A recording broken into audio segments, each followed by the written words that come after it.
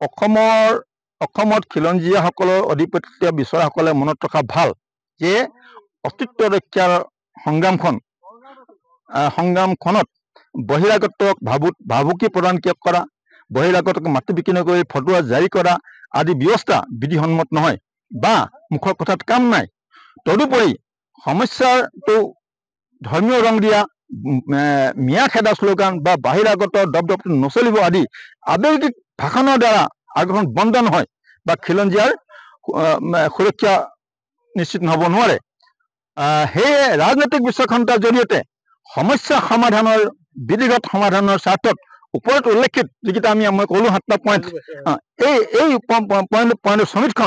চনদখন চৰকাৰৰ ওচৰত দাখিল কৰাটো যুক্তিসংগত। গতিকে উল্লেখিত দাবীৰ সমৰ্থনত দল মত নিৰ্বিশেষে আমি সকলো ঐক্যবদ্ধ হৈ খিলঞ্জীয়া বিৰোধী ষড়যন্ত্ৰ প্ৰতিৰোধ কৰা প্ৰয়োজন। লগতে সমস্যা সমাধানৰ স্বাৰ্থত উক্ত দাবীসমূহ সমৰ্থন নকৰা খিলঞ্জীয়া জনপ্ৰতিনিধিসকলক প্ৰত্যাখ্যান কৰিবলৈ আমি সাজু থাকিব লাগিব। বুজি পালে নে? ধন্যবাদ। প্ৰত্যাখ্যান কৰিব আগন্তুক মোৰ নিচিনা মানুহে কৰিব। যদি কোনোবা ঠগিছে, কোনোবা জনপ্ৰতিনিধি আমাক ঠগিছে, এইবাৰ আমি জনপ্ৰতিনিধিৰ হাত এখন লিখাই ল'ম দলিলত যে এইকেইটা আমি উত্থাপন কৰিম। আমি দুৰ্নীতিৰ দ্বাৰা মানে অবৈধ সম্পত্তি আমি গৰাকী নহওঁ আৰু প্ৰত্যেক বছৰে সম্পত্তিৰ তথ্য ৰাজহুৱা কৰিম। এই কামটো আমি কৰিব লাগিব। আপোনালোকৰ সংগঠনৰ একেবাৰে শেষৰ যিটো দাবী, যিহেতু আপোনালোকে কৈছে যে প্ৰত্যাখ্যান কৰিব, প্ৰত্যাখ্যান কৰিবলৈ আহ্বান জনাইছো।